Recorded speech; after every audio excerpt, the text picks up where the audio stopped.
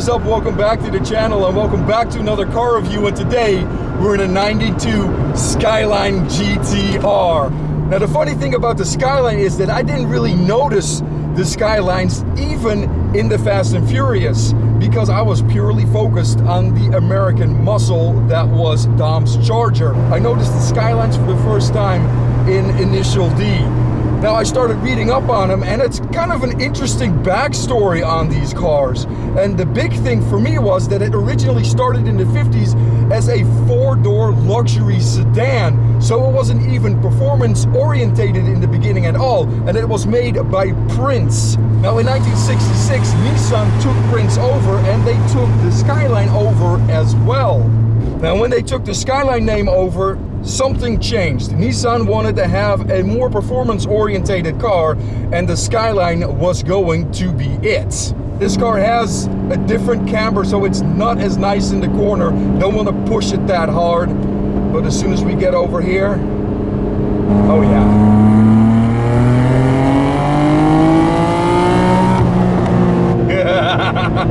Man, this thing pulls so nicely. Now, of course, the R32 GTR was the first GTR that had the new recipe, the recipe that we all know now as four-wheel drive and a nice amount of power.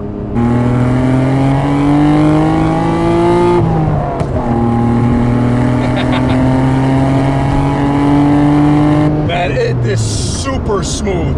Now the R32 is powered by the RB26 DETT. The TT stands for twin turbo.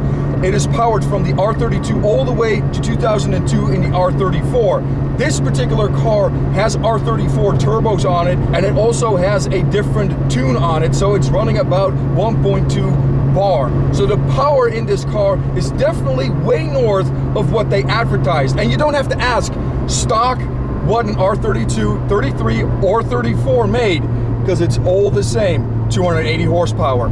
Insert halo here. These brakes are actually not that bad. I was expecting them to be just a little bit worse, actually, because this is, of course, an older car. The car is 28 years old right now. Let's ease into it.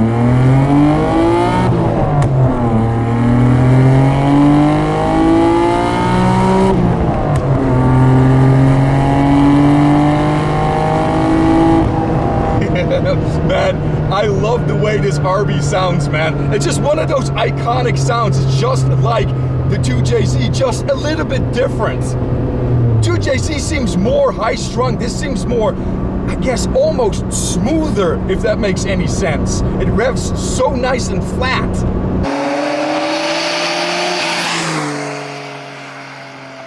But to talk about the history of the car, now in 1969, that Skyline name started road racing, and when it started road racing, it really became an icon on itself because it won a ton of races. Now, it wouldn't be until the R32, of course, when the four-wheel drive started to play a game, and when that happened, it won every single race it entered in, and at that point, it truly cemented the performance heritage completely.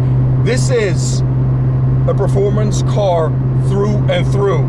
Now, when you talk about the styling on the car, there's one thing that I've loved about it, and that is that this kind of bridging the gap between the 80s and the 90s, because the 90s really had that bubbly goodness. Here, you see, at least on the exterior, still that 80s flair to it. Interior, you definitely start seeing that 90s come in, but when you really start to see the 90s come in, when it comes down to the Skylines, is the R33, because that is like bubbly goodness everywhere. This, you see it in the interior, the exterior still kind of has that 80s stuff to it.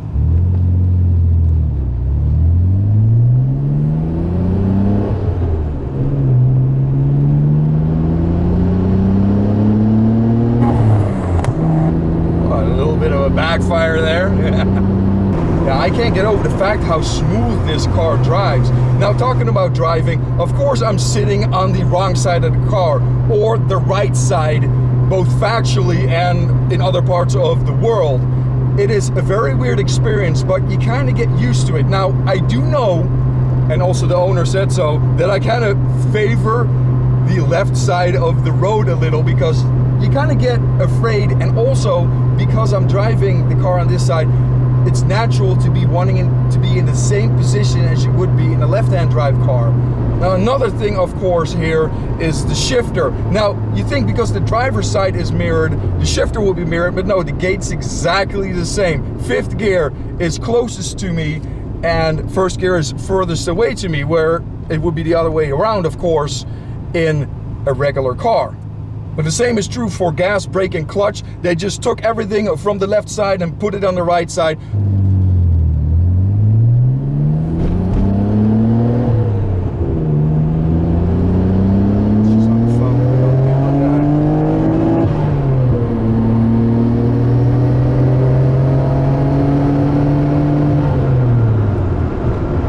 Has plenty of get up and go. Just not even going full throttle, you feel that the power is there.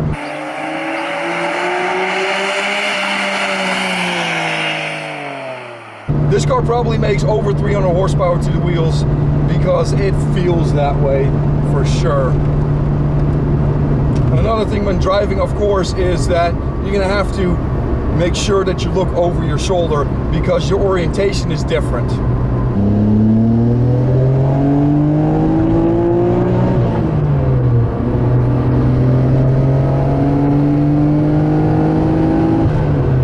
One thing that I don't like is that when you're shifting, your muscle memory is completely freaking gone. So you're like, okay, am I going to the third gear? Is this the right gear or not? So that's why I had a little bit of a hesitation back there. But the rest, going from 3 to 4th, is still my favorite gear. It is my favorite gear in every car, including this one.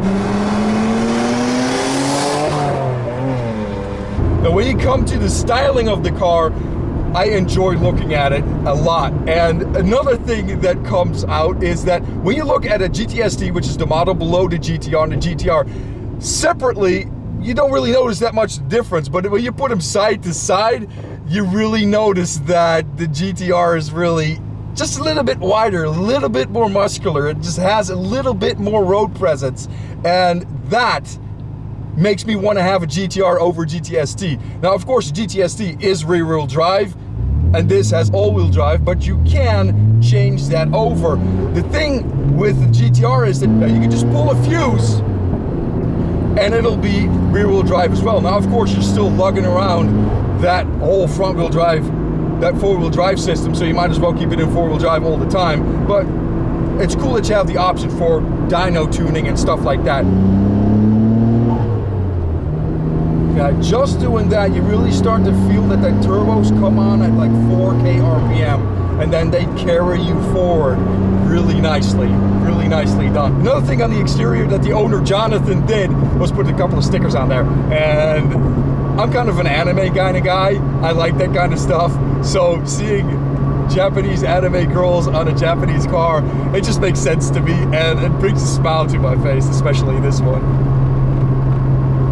Yeah, I'm juvenile. I don't care. The one thing that it has is a Nismo gauge cluster, which is freaking awesome. It goes to 260 kilometers an hour, so you don't know how fast you're going in miles an hour. But the owner does have a head unit that tells me how fast I am indeed going in miles an hour, so that makes it a little bit easier for me as well. And talk about the nicety of this engine. Right now, we're at 2,500 RPM. Just give it a tad of gas, and it's just moving forward. No bucking, no nothing. I love that. Now, of course, that's not the right gear to be in. You really need to be in second gear in a corner like this so you can get out of it like this.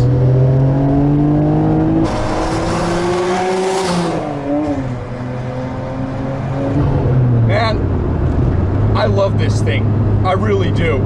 This is the first time that I've driven a true JDM car, and I was afraid to drive a true JDM car because of the steering wheel being on the wrong side. But driving it around right now, I don't really mind it as much, and even when you're looking around, you can see everything. So I thought I would not be able to drive something like this daily. I thought, you know what, I would not pick a right-hand drive GTR or a right-hand drive Supra or any other type of car from Japan with the steering wheel on this side because of that fear. But now, after you've driven one, it makes no sense not to. This is freaking great, man. This is all smiles all day. You're driving a Japanese icon.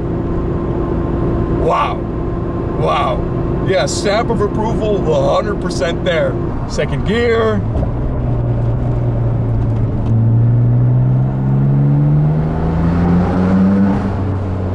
That's gears. That's another thing that I have to tell you guys. Those gears are long.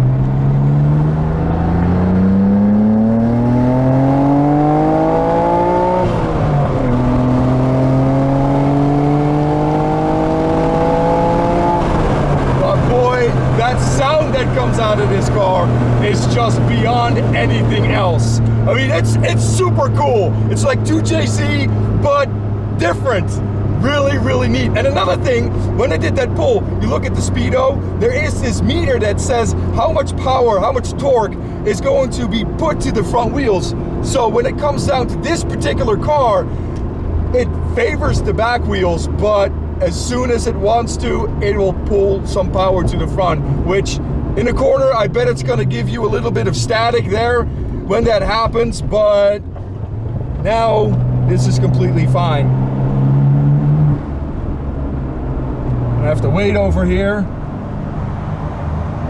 Nice ST. And that's another cool thing about this car. Your visibility in these situations, way better.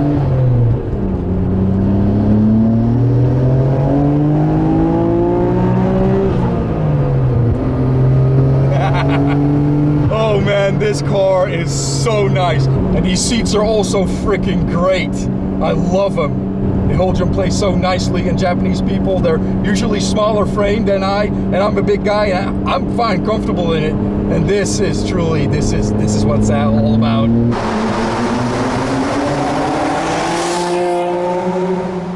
The gears are so long. Jonathan, thank you so much for giving me the opportunity to drive this JDM icon. This is truly one of the best experiences that I've ever had, and I will never forget this, ever. One more time.